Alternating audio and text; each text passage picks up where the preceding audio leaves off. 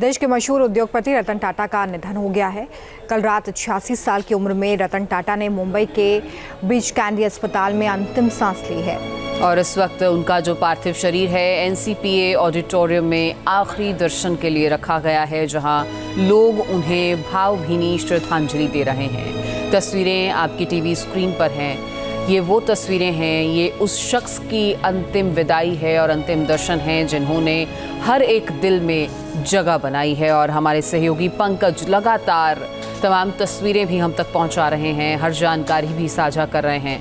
तो पंकज, इस वक्त जो तस्वीरें हैं एनसीपीए ऑडिटोरियम की, वो वाकई में बहुत इमोशनल करने वाली हैं, क्योंकि एक ऐसे शख्स की अंतिम विदाई के लिए पूरा देश आज इस जगह से जुड़ चुका है, जो शख्स कहीं ना कहीं हर किसी घर का हिस्सा था, हर किसी दिल में उसने जगह बनाई। और एक शख्स से शख्सियत बनने का जो सफ़र उन्होंने तय किया, वो हर किसी को इंस्पायर करता है।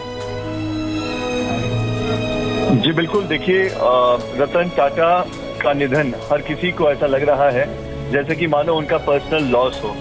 रतन टाटा के रहते हुए जो आदमी इस देश में जिंदा है, वो अपने आप को गौरवान्वित महसूस करता है कि उसने रतन टाटा का जीवन देखा है और रतन टाटा उसके सामने जो है उन्होंने अंतिम सांस ली, उन्होंने इस दुनिया को अलविदा कह दिया। तो कहीं ना कहीं रतन टाटा का अपना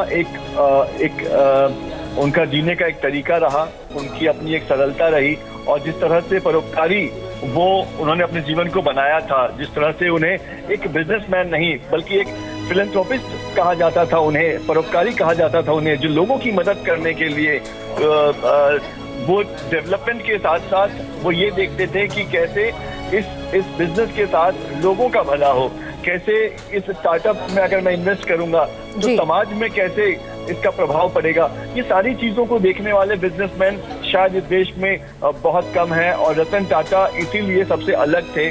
आज हम देख रहे हैं कि सोशल मीडिया पर जो भी कोई रतन टाटा को जो है वो श्रद्धांजलि दे रहा है, वो उनके आगे सर रतन टाटा लिखना नहीं भूल रहा है। तो ये सर रतन टाटा ये बताता है कि कैसे लोग उनका सम्मान करते हैं और कैसे आज पूरा देश जो है वो शोक की लहर में डूबा हुआ है जब से ये खबर आई है कि रतन टाटा हमारे बीच अब नहीं रहे।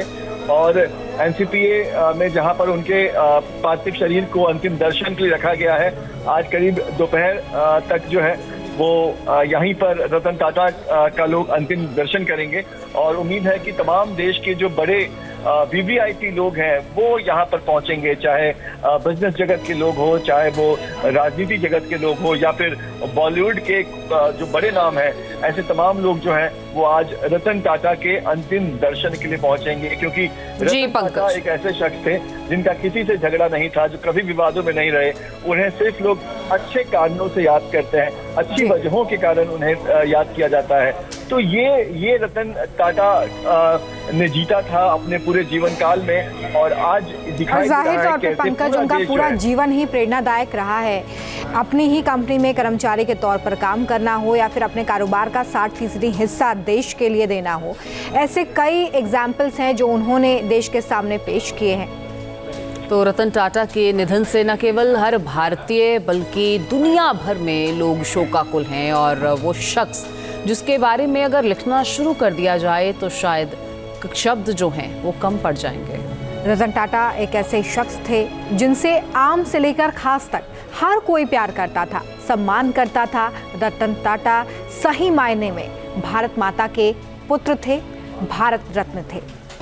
न्यूज नेशन अब व्हाट्सएप पर खबरों की ताजा अपडेट के लिए न्यूज नेशन के इस QR कोड को स्कैन करें।